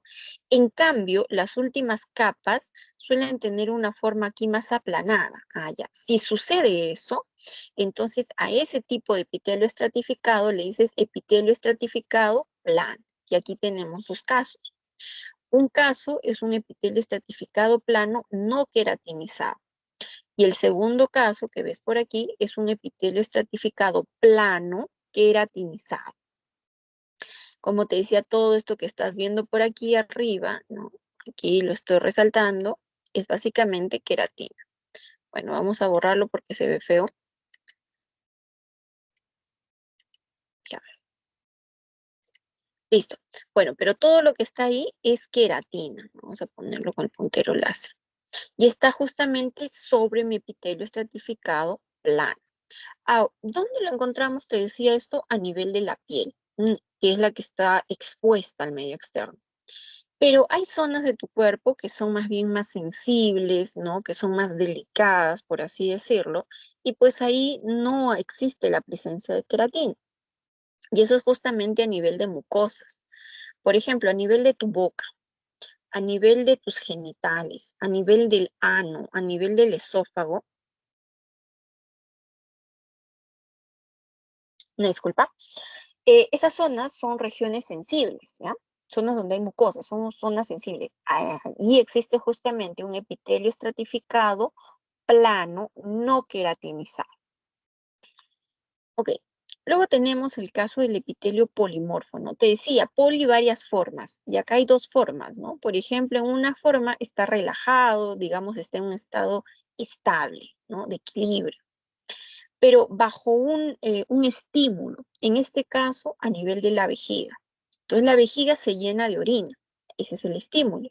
Entonces estas células se expanden, se extienden, como dice aquí, ¿no? Esto es transicional, o sea, no es que permanezca así. Una vez que tú elimines la orina, ¿no? Otra vez el epitelio polimorfo va a recuperar su estado de equilibrio, su estado relajado, ¿ya? Entonces cambia cada una y otra, entonces adquiere diferentes formas. Profesora, pero también tiene varias capas. Sí, tiene varias capas, ¿no? Pero como tiene esta característica particular, ya, de cambiar formas, pues acá lo hemos considerado como un apartado, ¿no? Habrá epitelio simple estratificado, otro es el epitelio polimorfo y el pseudoestratificado. Acá observas, mira, microvellosidades en el pseudoestratificado, porque esto es un ejemplo de tráquea, ¿no? Entonces, estamos hablando a nivel del tracto respiratorio. Ya sabes que hay que atrapar cierto polvo, partículas que no se quieren, ingrese al interior. Entonces, esas microvellosidades pueden estar a nivel de la tráquea, que justamente tiene un epitelio pseudoestratificado. Y ya está, digamos, esos son los diferentes tipos de epitelio de revestimiento. También tenemos un epitelio que forma glándulas y por lo tanto le vamos a llamar epitelio glandular. ¿Qué tipo de glándulas puede formar? Por ejemplo, puede formar glándulas exocrinas, glándulas endocrinas o glándulas mixtas. Una glándula exocrina, como el nombre lo dice, exo, ¿no? Es una glándula que tiene un conducto que va justamente a sacar su producto de secreción a través de ese conducto. Entonces, esta glándula, mira, está formado por un montón de celulitas, ¿no? Del epitelio glandular que se han especializado en producir una sustancia de secreción. ¿Qué sustancia, profesora? Otra vez, ¿no? Puede ser leche, puede ser lágrimas, puede ser sudor, dependerá. Entonces, ese producto de secreción, ¿por dónde sale? A través del conducto. Ah, ya, esa es una glándula exocrina porque hay un conducto que ayuda a sacar el producto de secreción. En cambio, una glándula endocrina está formado por epitelio glandular y aquí cada una de las celulitas también produce una sustancia de secreción. Propiamente, esa sustancia de secreción le vamos a denominar hormonas, ¿ya? Y aquí no existe ningún conducto. Pero entonces tú te preguntas, ¿y cómo yo saco ese producto de secreción? ¿Cómo saco esas hormonas? Ah, porque estas glándulas endocrinas están contiguas o están siendo rodeadas por vasos sanguíneos, como observas en la imagen. Entonces, de manera directa, ¿no? Simplemente se transporta ese producto de secreción hacia los vasos sanguíneos. Entonces, esa es la gran diferencia, ¿no? Una glándula exocrina tiene conducto, una glándula endocrina no lo tiene. En el caso de la glándula exocrina, el producto de secreción, puedes darle distintos nombres, dependerá de qué órgano o estructura estés hablando. En cambio, en la glándula endocrina, siempre el producto de secreción van a ser las hormonas. Pero así también tenemos glándulas que pueden tener una porción exocrina y al mismo tiempo una porción endocrina. Un ejemplo que tiene que estar grabado en tu cabeza porque es un ejemplo clásico que siempre ha venido, es el caso del páncreas, ¿no? El páncreas es una glándula mixta porque tiene la capacidad de formar su jugo, su propio jugo denominado jugo pancreático, que va a salir a través del conducto de Wilson. Entonces hay un conducto, esa es la porción exocrina. Pero también esa misma glándula tiene la capacidad de producir hormonas, ¿no? Insulina, glucagón. Esa es la porción endocrina. Entonces, esta glándula es mixta por tener porción exocrina y endocrina. Otra también bastante conocida es en el caso de los varones, ¿no? Los varones a nivel sus genitales, ¿no? A nivel sus testículos, van a producir por ejemplo, semen. Esa es su porción exocrina, ¿no? Sale su líquido espermático. ¿A través de qué? A través de un conducto. Esa es la porción exocrina. Pero también a ese nivel de los testículos se va a producir hormonas, por ejemplo, testosterona. Esa es la porción endocrina. Entonces, a esos testículos en los varones también los puedes considerar glándulas mixtas, ¿no? Hay porción exocrina, hay porción endocrina. Bueno, en todo caso, la idea principal era recordar que el epitelio glandular está constituyendo este tipo de glándulas, ¿no? Exocrina, endocrina o glándulas mixtas. Muy bien. Ahora, también tenemos otro de los tejidos, de hecho, uno de los tejidos más abundantes, ¿no? O el más abundante. En el caso de las plantas, si hablábamos de todas las plantas, ¿no? ¿Cuál es el tejido más abundante? Pues será el parenquimático, porque este es el tejido conocido como tejido de relleno, ¿no? En todas las partes de la planta puedes encontrar tejido parenquimático. En el caso de los animales, ¿no? Uno de los tejidos o el tejido más abundante es el tejido conectivo. Y este tejido también presenta sus propias características. Mira, aquí en la imagen te están mostrando, mira, aquí está, ¿no? Todo esto, digamos, de una forma esquemática, te están representando cómo sería el tejido conectivo y por acá, digamos, te están mostrando cómo es en la realidad, ¿no? Cómo lo visualizarías en una lámina. Esquemáticamente, para ser más específicos, ese tejido tiene una variedad de células, mira. Puede tener adipocitos, mastocitos, células plasmáticas, hay toda una variedad de células que puede formar al tejido conectivo. Pero dentro de toda esa variedad de células, la célula más importante siempre será el fibroblasto. El fibroblasto es la célula más abundante y por ende más importante dentro del tejido conectivo. ¿Por qué es más importante? Porque forma la matriz del tejido conectivo. Y una característica relevante del tejido conectivo es tener abundante matriz extracelular, ¿no? Entonces yo te decía, en el caso del tejido epitelial hay una escasa o nula matriz extracelular. En el caso del tejido conectivo hay abundante matriz extracelular. Pero ¿quién forma esa matriz extracelular? Son los fibroblastos. Tú, por ejemplo, en medio de todo este tejido conectivo, observas fibras aquí, mira, de color morado, ¿no? Aquí, mira, estas de color morado, gruesas. Eso representa el colágeno, ¿no? Ahí está representando a las fibras de colágeno. O, por ejemplo, otras más delgaditas, que acá bien claro te dice fibras elásticas, ¿no? Ahí están las fibras elásticas. U otras aquí que parecen como una especie de mallas, ¿no? Esas se llaman fibras reticulares. Entonces, en la matriz extracelular, nosotros vamos a encontrar tres fibras importantes. Las fibras de colágeno, que son más gruesas, las fibras elásticas y las fibras reticulares. Las fibras de colágeno, pues lógicamente, están hechas de un colágeno. Las fibras elásticas de la proteína elastina. Las fibras reticulares también están hechas de fibras de colágeno, pero un colágeno de menor tamaño, ¿ya? ¿Y quién forma esas fibras de colágeno, esas fibras elásticas, esas fibras reticulares? Pues los fibroblastos, ¿no? Los fibroblastos son los que terminan formando esas fibras que constituyen, como bien claro te colocan aquí, la matriz extracelular. Entonces, tu tejido conectivo, ¿de qué está hecho? De una gran variedad de células, ¿ya? De una gran variedad de células y de abundante matriz extracelular. De esa gran variedad de células que vamos a ir viendo paso a paso en las siguientes diapositivas, ¿ya? La más importante, ¿cómo se llama? Se llama fibroblasto. Y la matriz extracelular, ¿de qué se constituye? Aparte de agua, de una gran cantidad de fibras de colágeno, de elásticas y reticulares. El tejido conectivo se va a clasificar, podríamos decir, en tres grandes grupos. El primer gran grupo lo tienes acá, ¿no? Bueno, acá tienes dos grandes grupos. El tejido embrionario y el tejido propiamente dicho. Y el tercer gran grupo es el tejido especializado. Vamos a empezar hablando del tejido conectivo embrionario. Como el nombre lo dice, es un tejido propio durante el desarrollo, en el embrión, en el recién nacido. Hay dos tipos de tejido conectivo embrionario, el que llamamos mesenquimatoso y el que llamamos mucoso. Si tú observas, en el caso del tejido mesenquimatoso, ¿no? Observas como que unas aquí unos colorcitos morados más intensos, que representa justamente a las células mesenquimales. Pero mira, entre una y otra célula mesenquimal hay como unas ranuritas, como si hubiera comunicación, como un hilo, ¿no? ¿Te das cuenta? Y acá menciona procesos celulares. Básicamente son extensiones del citoplasma y que permite la comunicación, mira aquí, entre esta célula y procesos celulares. Es una extensión del citoplasma que comunica a una y otra célula. Pero también en esta imagen te ponen fibras de colágeno.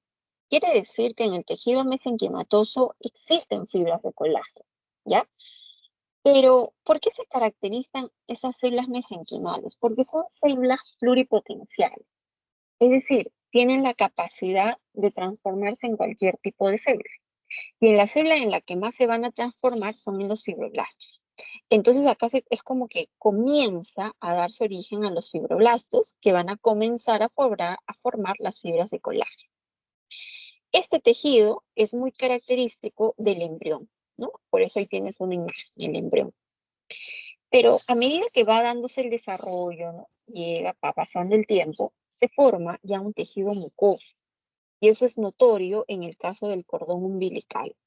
Si tú miras la imagen entre el mesenquimatoso y el mucoso, ¿cuál es lo primero, la distinción más clara? Mira, que a nivel del mucoso, la matriz extracelular se nota más densa, ¿no? Por eso el nombre, mucoso, porque tiene una textura más densa, como si fuera más gelatinoso.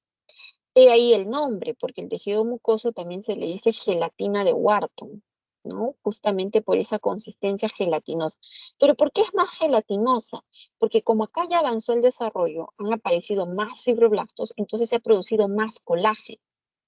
Y por lo tanto, la matriz extracelular tiende a tener esa textura, ¿no? Más gelatinosa. Entonces, ¿dónde está el mesenquimatoso? En el embrión. ¿Dónde está el mucoso? Justamente en el cordón umbilical. ¿Por qué se caracterizan? Porque aquí las células mesenquimales suelen ser pluripotenciales, con la capacidad de dividirse en cualquier tipo de células que ellas quieran. Luego tenemos el tejido conectivo propiamente dicho, el que propiamente le llamamos tejido conectivo, eso es lo que te quiere decir, ¿no?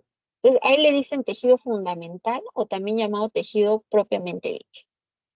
Vamos a distinguir tres tipos. De hecho, hay cuatro, ¿ya? Pero según la imagen te están colocando los tres tipos de propiamente dicho. A ver, un segundo.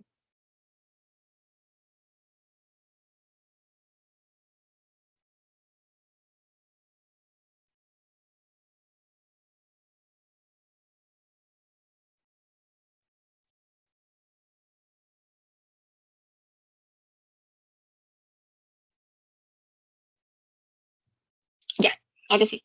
Entonces, hay tres tipos, ¿no? Acá, mira, te han puesto el tejido conectivo laxo, el tejido conectivo denso, que puede ser denso irregular o denso regular, y el tercer tipo, tejido conectivo elástico. Ahí están los tres tipos. Cada uno, cada nombre ya te está indicando cómo es, ¿no? Por ejemplo, si te dicen, este se llama laxo, profesora, tendrá que ser pues más flexible de repente, ¿no? Más laxo, como el nombre dice. Y efectivamente es así, ¿no? Este es un tejido que tiene fibras de colágeno, pero en menor cantidad.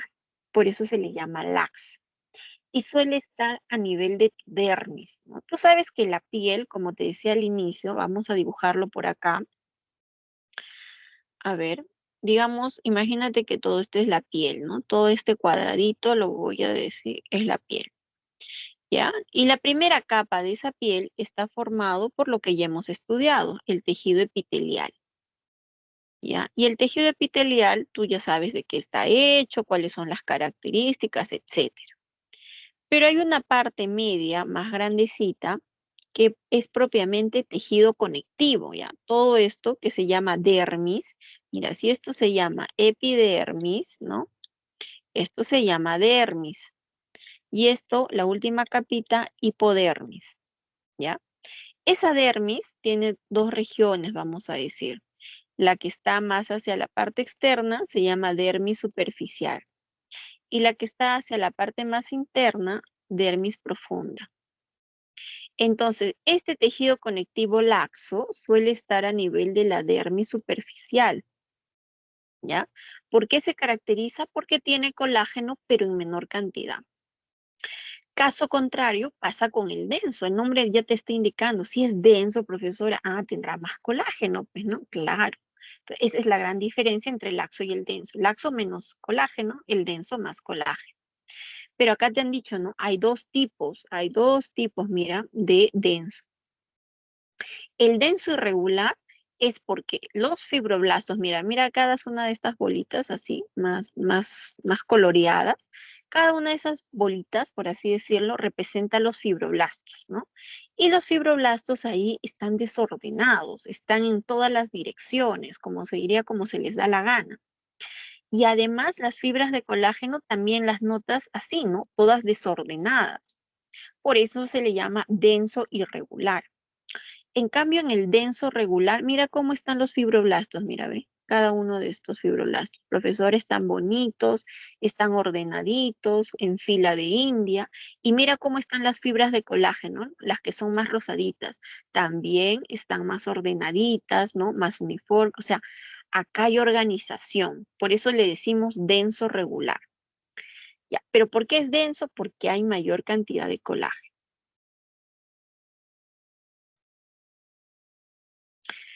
Denso irregular si es, digamos, más desordenado, suele estar en estructuras que, digamos, no van a ser tan duras, tan firmes.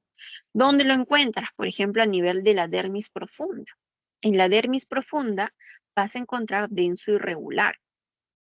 En cambio, el tejido conectivo denso regular, como hay mayor organización, tiende a dar mayor dureza, mayor firmeza. Entonces, ese denso regular lo encuentras en estructuras así, más firmes.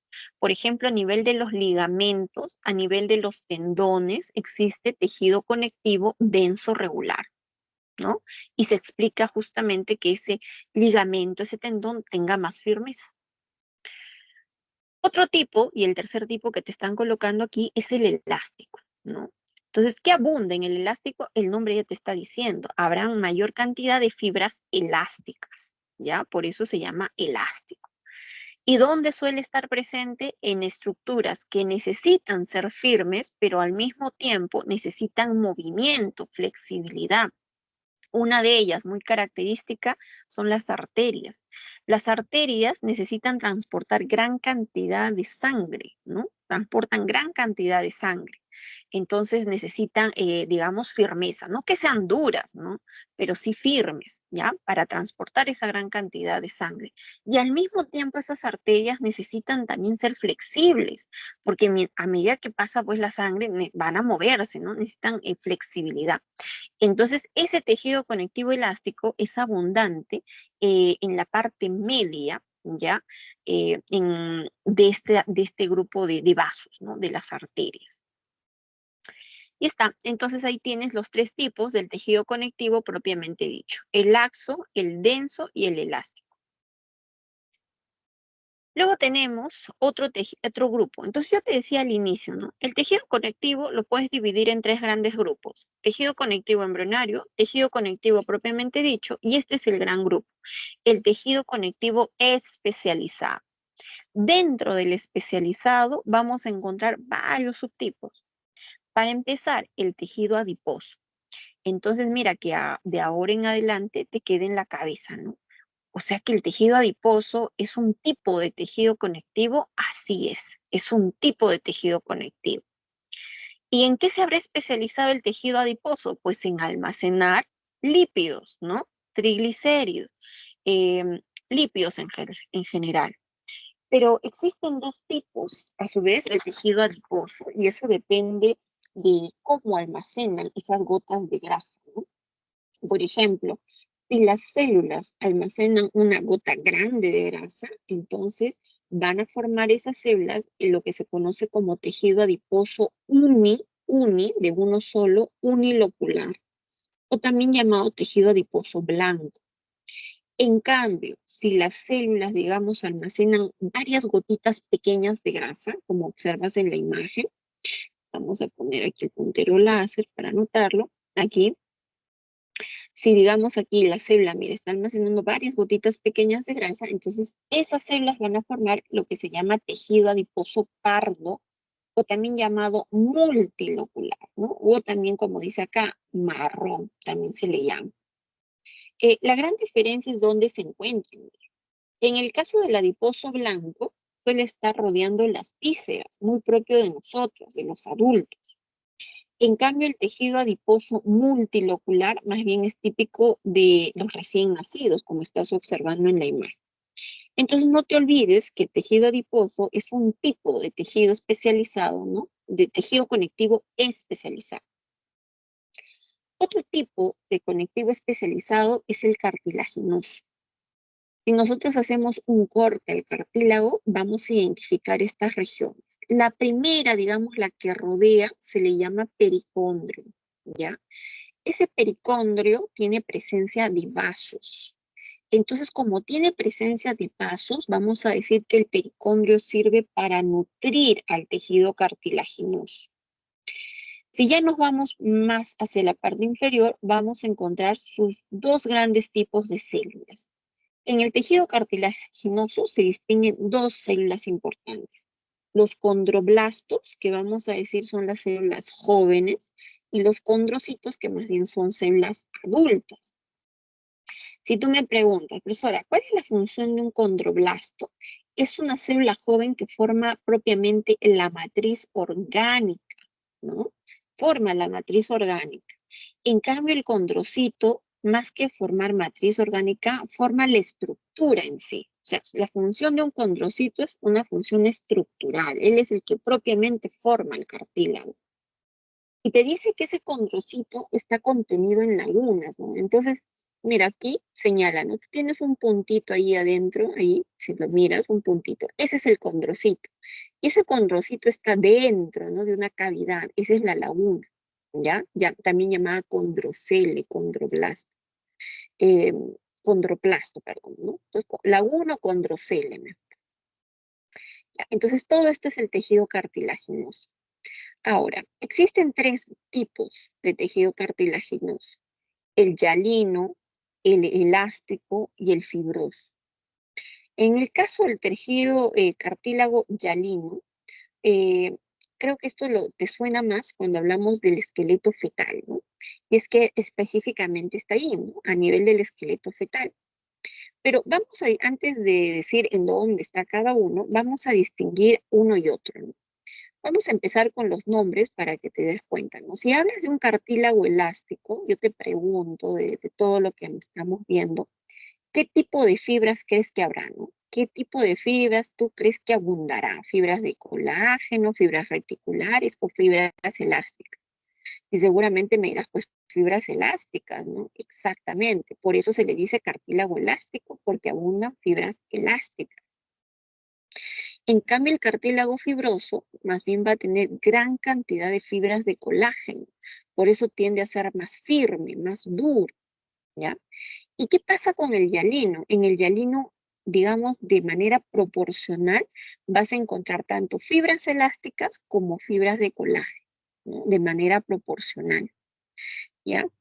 Entonces, por eso se distingue, ¿no? En el hialino encuentras tanto fibras de colágeno como fibras elásticas. En el elástico, abundantes fibras elásticas. Y en el fibroso, abundantes fibras de colágeno. Ahora, el hialino, ¿dónde suele estar? Principalmente en el esqueleto fetal. El elástico en estructuras que tienen que ser flexibles, pero al mismo tiempo, pues, firmes, y ese es el caso de tu orejita, ¿no? En el caso del fibroso, estructuras ya en zonas, digamos, delicadas, por ejemplo, en discos intervertebrales, aquí lo estás viendo, ¿no? A nivel de meniscos, ahí va a estar presente ese cartílago fibroso. Otro tipo de tejido conectivo especializado es el tejido óseo, ¿no? Entonces, aquí, por ejemplo, no sé, tienes un hueso, hemos hecho un corte hacia la parte interna y vamos a distinguir zonas. Por ejemplo, la zona más externa del hueso conformaría el tejido óseo compacto. En cambio, hacia la parte más interna estaríamos ya frente al tejido óseo esponjoso. Entonces, si en el caso del cartílago teníamos tres tipos de cartílago, En el caso del tejido óseo hay dos tipos, ¿no? Tejido óseo compacto y tejido óseo esponjoso. En el caso del tejido óseo compacto, mira, ve, profesora, acá yo miro como unos círculos, ya. Todo esto de acá no es un círculo, se conoce como sistema de Haber. Todo esto se llama sistema de Haber. O como está escrito acá, también le puedes decir ostión, o si quieres también le llaman ostión, como mejor te acuerdes, ¿ya? Le llamas ostión, si quieres le dices sistema de Haber, si quieres le dices ostión, es lo mismo. Y nuestro tejido óseo compacto, pues tiene varios ostiones, ¿no? Varios sistemas de Haber. Vamos a coger uno de esos ostiones, vamos a coger uno de estos sistemas de Haber y lo vamos a agrandar. ¿De qué está formado un sistema de Haber? Mira, hacia la parte central es como un hueco donde se alberga vasos sanguíneos, donde se albergan nervios. ¿Ya? Entonces, en el conducto de Haber tú encuentras vasos, nervios. Y rodeando ese conducto, tú vas a tener laminillas óseas que se están disponiendo, mira, de una manera concéntrica. Cada uno de estos color negrito representan a la célula adulta, ¿no? Que se conoce como osteocito. ¿Cuál es la función del osteocito? Justamente formar la estructura, formar el hueso. Ya, esa es su función, es una función estructural. Pero también nosotros podemos tener la presencia de osteoblastos. Y estos son, otra vez, son células juveniles. Formarán esa matriz orgánica, el colágeno.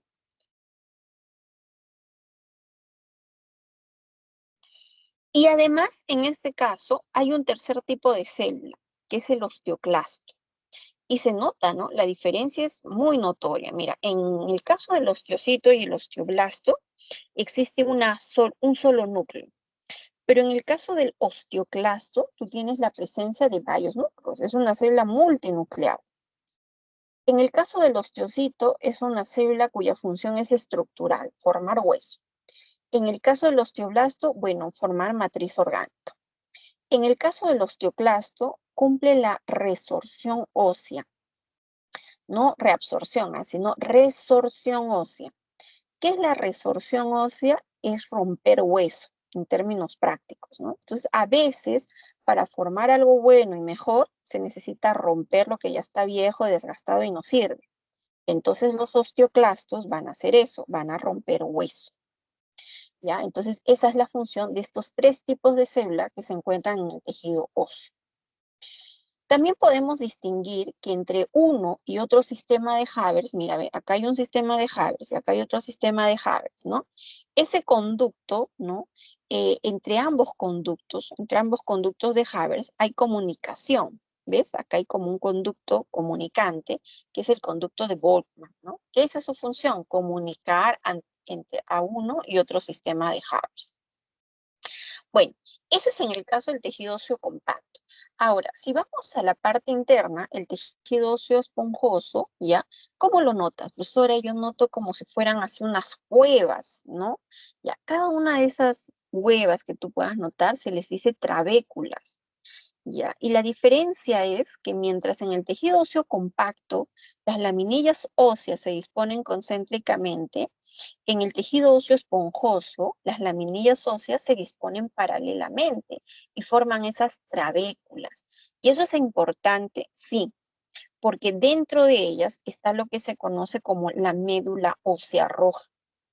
Tú seguramente habrás escuchado que a nivel del hueso se forma, por ejemplo, se da la hematopoiesis, ¿no? Y eso es algo muy cierto. Ahí se da la formación de glóbulos rojos, por ejemplo. Y eso es porque a nivel del tejido óseo esponjoso, pues está la médula ósea roja, ¿no? Bueno, entonces esos son, digamos, los tipos o la clasificación del tejido óseo. Ahora vamos con el tejido sanguíneo, que también es otro tipo de tejido conectivo especializado. Entonces, mira cuántos tipos de tejido conectivo estamos viendo, ¿no? Hemos visto el tejido adiposo, hemos visto el tejido cartilaginoso, hemos visto ahora el tejido óseo y ahora estamos viendo el tejido sanguíneo. Son tejidos conectivos especializados. En el caso del tejido sanguíneo, podemos decir, hay porción, digamos, líquida y otra porción sólida. Puedes identificarlo de esa manera.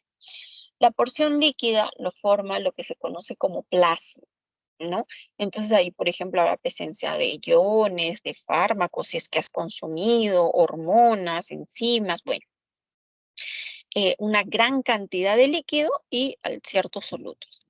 En cambio, la porción sólida lo van a constituir los elementos formes, así se les llama. ¿Y quiénes son los elementos formes? Por ejemplo, están los glóbulos rojos, están los glóbulos blancos y están las conocidas plaquetas. Los glóbulos rojos son unas células carentes de núcleo que tienen tiempos de vida, ¿no? Entre 100 y 120 días. Y este tipo de células tienen la función relevante de transportar gases, oxígeno, CO2. La idea es que transportan gases, para eso existen. En cambio, los glóbulos blancos se llaman leucocitos porque, digamos, propiamente no tienen un color, leuco viene de blanco, y esos leucocitos, su función relevante es la defensa. Hay toda una variedad de leucocitos. Hay algunos leucocitos, es decir, hay algunos glóbulos blancos que a simple vista, pues tienen una apariencia uniforme. Entonces, a eso les vas a decir agranulocitos. En cambio, hay otros leucocitos, otros glóbulos blancos que tienen más bien una apariencia granulosa. Por eso les vamos a llamar granulocitos. ¿Y quiénes son esos granulocitos? Ahí ya nos lo están colocando, ¿no? Por ejemplo, mira, y lo observas por aquí, está el caso de los neutrófilos, está el caso de los eosinófilos y está el caso de los basófilos, ¿no? Esos tres se conocen como granulocitos.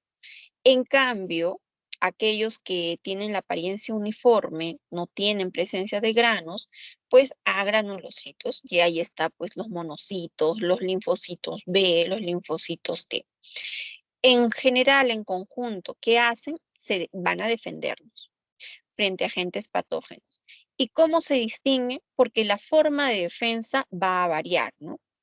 Por ejemplo, si estamos frente a un ataque inicial, ¿no? Comienza a ingresar un virus, una bacteria, qué sé yo, el primer tipo de glóbulo blanco que sale son los neutrófilos. Si digamos la situación está avanzando, ¿no?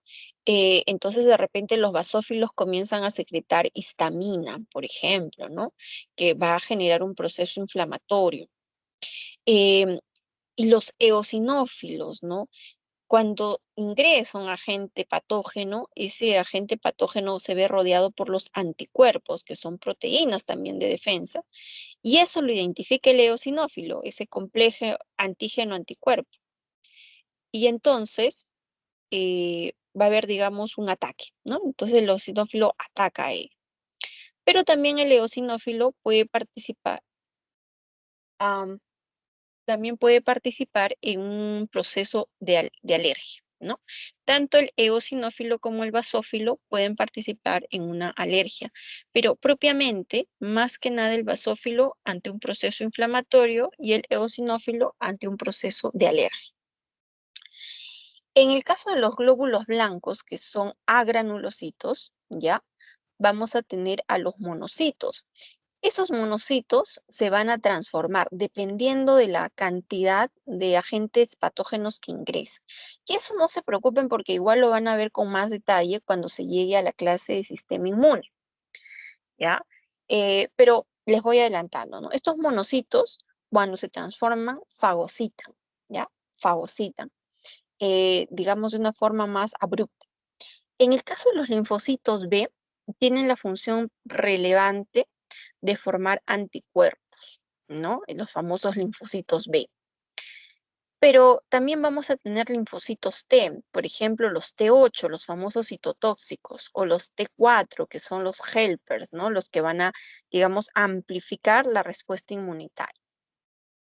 Y luego tenemos el caso de las plaquetas, ¿ya? Que tú sabes que se les llama trombocitos, ¿no? Entonces, los glóbulos rojos, también llamados eritrocitos. Los glóbulos blancos, también llamados leucocitos. Y las plaquetas, también llamados trombocitos. En el caso de las plaquetas, que son también conocidos como trombocitos, va a haber toda una cascada de coagulación. ¿Qué hacen las plaquetas? Mira, todo lo que yo te menciono va a ser proteína, ¿no? Entonces, las plaquetas van a liberar la tromboplastina. Es una proteína.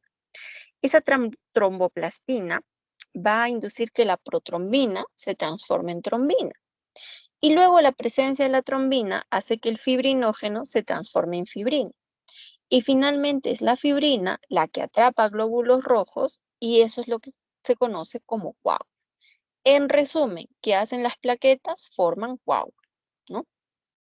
Entonces, estos elementos formes, glóbulos rojos, glóbulos blancos, plaquetas, forman al tejido sanguíneo en conjunto con la porción líquida que es el plasma. Ya. Muy bien, entonces, al inicio de la clase habíamos conversado, bueno, no al inicio de la clase, al inicio de tejidos animales, habíamos mencionado que habían 4 tejidos fundamentales. El primero de ellos, del que hemos hablado, es el tejido epitelial. El segundo del que hemos hablado es el tejido conectivo. Ahora, el tercer tejido fundamental es el tejido muscular, ¿no? Aquí vamos a tener una célula importante, que es el caso de la célula muscular, que es más conocida como fibra, ¿ya? Fibra muscular. Entonces, decir célula muscular o decir fibra muscular es lo mismo. ¿Por qué se caracteriza esa célula? Porque es una célula multinucleada.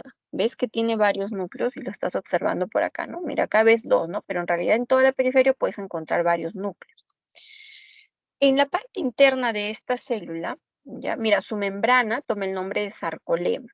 Pero si ya nos introducimos hacia el interior, vamos a encontrar toda una variedad de estructuras. Entre ellas, una gran cantidad de mitocondrias, porque has de recordar que el tejido muscular va a demandar de energía, ¿no? Entonces, una gran cantidad de energía, entonces tiene que haber abundantes mitocondrias. Luego los túbulos T que permiten la comunicación entre una y otra miofibrilla. Mira, ves estos tubos, ¿no? Como unos tubos huecos, por así decirlo. Cada uno de esos tubos huecos se llama miofibrilla. Y si yo agrando una miofibrilla, ¿de qué está formada? De miofilamentos. Si seguimos agrandando, vamos a ver que hay 2 tipos de miofilamentos. Los miofilamentos gruesos, que tú estás viendo aquí de color rojito, ¿ya? Y los miofilamentos delgados, que estás viendo aquí de color azulito, ¿ya? Acá lo puedes también ver mejor, ¿no? Mira, acá los miofilamentos delgados están de color rojito en este caso, y aquí los miofilamentos gruesos de color azulito, ¿no? Acá ha variado un poco. Ya, pero ¿qué vamos a distinguir? Que hay 2 líneas Z. Profesora, ¿y qué son esas líneas Z? Mira, todo esto que observas acá entre estas líneas, ya sea longitudinales, paralelas, todo es proteína, ¿ya? Entonces, esa línea Z es un conjunto de proteínas que forma así una línea y se le denomina línea Z. Entre 2 líneas Z hay toda una región que se va a denominar sarcómero. Y si a ti te preguntan, ¿no? ¿Cuál es la unidad de contracción? Tú dirás, pues el sarcómero. Ya. Entonces, entre 2 líneas Z está toda una región llamada sarcómero. Y en ese sarcómero vamos a distinguir regiones. Mira, por ejemplo, en esta región que le dicen banda A, vas a distinguir que está tanto los miofilamentos gruesos como los miofilamentos delgados, ¿no? Todo eso es la banda A, ¿ya? Todo eso es la banda A. Y donde digamos solamente hay miofilamentos delgados, se le dirá banda I, ¿ya? Banda I. Bueno, en el caso de la banda A, en la parte media hay una región, digamos, donde no hay nada, por así decirlo, ¿no? O sea, no hay miofilamentos delgados, solamente hay miofilamentos gruesos, ¿ya? ¿Cómo se da la contracción muscular? Pasa que el impulso eléctrico va a llegar a tu fibra muscular.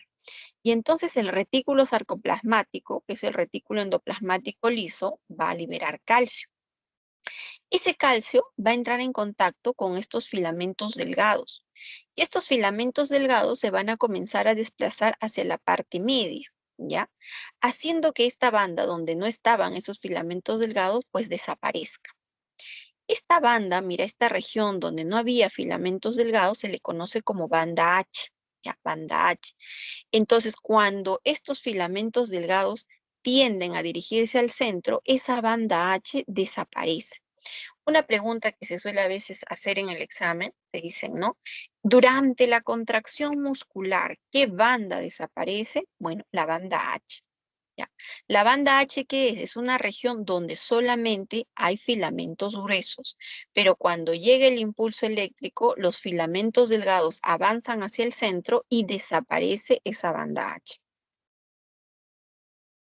Ok, el tejido muscular, ya nos está ganando la hora, vamos a hablar, pero sí vamos a terminar, no se preocupen. El tejido muscular se va a clasificar en tres tipos, podríamos decir, ¿no? Tejido muscular esquelético, cardíaco y liso. El nombre se atribuye por la forma que uno observa, ¿no? Por ejemplo, en el caso del liso, las células son fusiformes. ¿Qué quiere decir fusiforme? Que hacia los extremos se forma como una especie de ápice, una especie puntiaguda, ¿no? Entonces le otorga esta forma lisa. Bueno, entonces le llamamos músculo liso, que principalmente está a nivel, pues, de vísceras, ¿no? En cambio, el músculo cardíaco, como el nombre lo dice, está constituyendo el corazón, ¿no? Entonces está a nivel sobre todo el miocardio, en gran cantidad para la contracción del corazón. Y en el caso del músculo esquelético, pues como el nombre lo dice, está rodeando hueso, por eso un músculo esquelético. Ahora, en el caso del esquelético y del cardíaco, tú ves la forma como si hubiesen varias estrías, ¿no? Por eso es un músculo estriado, ¿no? Entonces, tenemos dos tipos de músculo estriado, el cardíaco y el esquelético, mientras que tenemos un solo tipo de músculo liso. Y finalmente, el cuarto tejido fundamental es el tejido nervioso. En esta clase no tienen por qué todavía aprender el proceso de impulso eléctrico, porque para eso en la semana 9 se va a explicar con detalle. Pero lo que vamos a hablar en esta clase son los tipos de células que forman al tejido nervioso. La célula más conocida son las neuronas, ¿no? Las neuronas son, mejor dicho, son la célula por excelencia en el tejido nervioso. Está formada por el soma, todo esto que observas acá de color morado es el soma, o también llamado pericarión, o como bien dice acá, cuerpo celular. A nivel de ese soma, ese cuerpo celular, nosotros tenemos el núcleo, otras organelas y unas proyecciones más delgaditas que se denominan dendritas, ¿no? Todo el resto se va a conocer como axón, todo el resto. Hacia la porción terminal, ya vamos a encontrar lo que se denomina telodendrón, y es ahí donde están estas bolitas llamadas botones sinápticos, ¿no? Ahí están los neurotransmisores. Y en esta parte longitudinal del axón vamos a encontrar unas estructuras llamadas vainas de mielina, ¿ya? Ahí están las vainas, todo eso de color amarillito son las vainas de mielina. Entre una y otra vaina de mielina, nosotros vamos a tener unos espacios que son los famosos nodos de Rambier, ¿no? ¿Para qué existen? Para que el impulso eléctrico salte y avance más rápido. Entonces, ahí están colaborando esas vainas de mielina. Ya, esta es la neurona cuya función principal es transportar información, ¿no? Transportar el impulso eléctrico. En cambio, las neuroglias van a ser células que apoyan, por así decirlo, y cumplen otras funciones. O sea, una neuroglia jamás en su vida va a transportar impulso eléctrico, porque esa no es su función, no es su esencia, pero cumplen otras funciones. Por ejemplo, los oligodendrocitos, mira, estos de acá, van a comenzar a formar las vainas de mielina. ¿Pero dónde? En el sistema nervioso central. ¿Ya? En cambio, las células de Schwann también formarán vainas de mielina, pero en el periférico. Las células ependimarias. Sucede que tú a nivel de tu encéfalo, tu cerebro específicamente, vas a tener unos huecos, por así decirlo, huecos. Realmente se les dice ventrículos, ya que es como una zona hueca, que internamente está tapizada de ¿qué? De células ependimarias. Entonces, ¿cuál es la función de las ependimarias? Tapizar, ¿ya? Rellenar, si quieres verlo así. Tapizar más que nada. Las microglias van a ayudarnos a defender, ¿no? Entonces, a nivel del sistema nervioso, ¿quién defiende estas neuroglias llamadas propiamente como microglias? Y los astrocitos van a tener, mira, unas proyecciones tan grandes que van a llegar a los vasos sanguíneos, ¿no? Ellos forman la barrera hematoencefálica. Pero bueno, ¿cuál es su función del astrocito? Nutrir. Entonces, una de sus dendritas, mira, se proyectan y entran en contacto con el vaso sanguíneo y las otras van a comenzar a darle esa nutrición a otras células del tejido nervioso. Y bueno, aquí las neuronas, que son las que cumplen la función de impulso eléctrico, van a participar entonces en la sinapsis, ¿no? Sinapsis significa contacto, contacto entre una y otra neurona a través de estos neurotransmisores, ¿no? Sinapsis es ello. Muy bien, entonces, muchas gracias por su atención. Ahora denme un segundo para que yo pueda buscar las claves de esta semana y pueda compartirlas, ¿no?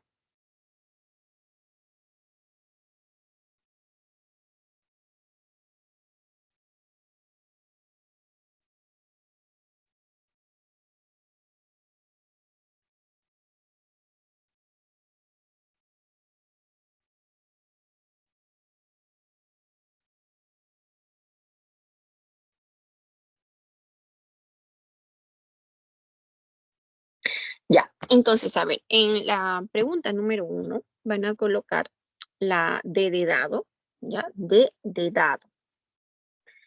En la pregunta número 2 van a colocar también, igual manera, D de dado.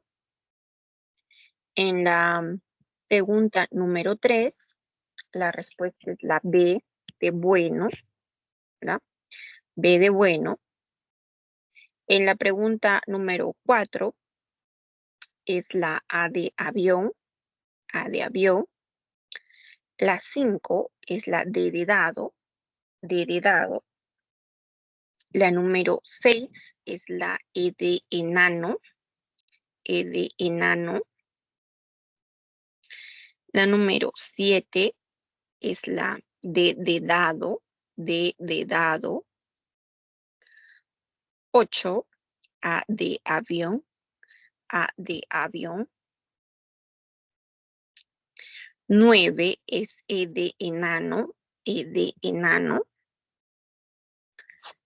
En la número 10 es la B de bueno, B de bueno. Y la número 11, la A de avión, A de avión. 12, D de dado, D de dado. 13, E de enano, E de enano. 14, A de avión, A de avión.